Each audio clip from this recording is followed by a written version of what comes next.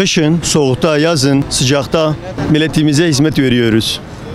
Gereken mercilere, gereken yerlere başvurduğumuzda dahi hiçbir sonuç, bir cevap alamadık. Bize yardımcı olmalarını istiyoruz. 16-17 çalışan kişileriz, arkadaşlar var. Bütün herkes ailelerine bakıyor. Ne yazık ki gündüzün, geceleyin milletimize hizmet veriyoruz. Ama dışarıdayız. Bize yardımcı olan hiçbir kimse yok.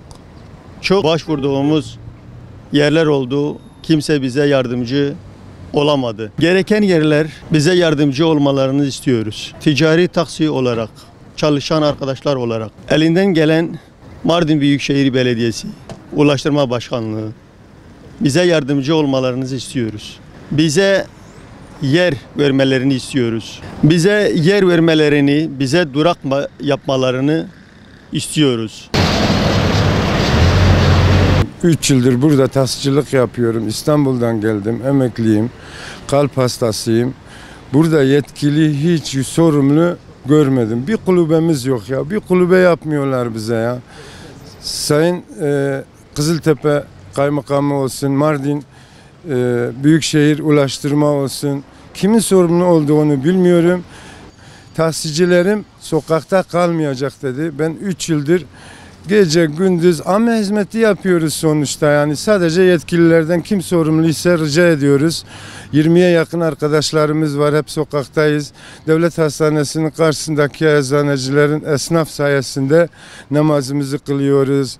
Yani bir konaklanacak yer istiyoruz, bir kulübe istiyoruz, bu kadar. Yardımcı olan herkesten Allah razı olsun yani. Vergimizi de veriyoruz. Yıllardır burada çalışmaktayız. Yazın dışarıdayız, kışın dışarıdayız. Yazın biliyorsunuz buranın sıcaklığı 45-50 dereceyi buluyor. Biz burada mağdur oluyoruz. Kışın da olduğu zaman gidecek yerimiz yok. Sağa sola esnaflara sığınıyoruz. Gelen müşteriler olunca arabaların başında kimseyi bulamıyorlar. Biz de mağdur oluyoruz. Yetkililer gelenler hepsine aynı şeyi söylüyor. Kulübe aklımızda yapacağız ama giden bir daha geri gelmiyor bize. Ulaştırmaya gidiyoruz, yapacağız diyoruz. Belediyeye gidiyoruz, yapacağız diyor. Ama hiç kimse bizim umurumuzda, yani kimsenin umurunda değiliz artık. Yani bizim burada tek ricamız, biz kulübe istiyoruz burada. Barınacak yerimiz istiyoruz, sabit bir yerimiz olsun istiyoruz. Buraya gelen müşteriler de mağdur oluyor. Çünkü sonuçta onlara hizmet ediyoruz. Yani yetkililerden ricamız bize bir kulübe yapmalarını istiyoruz.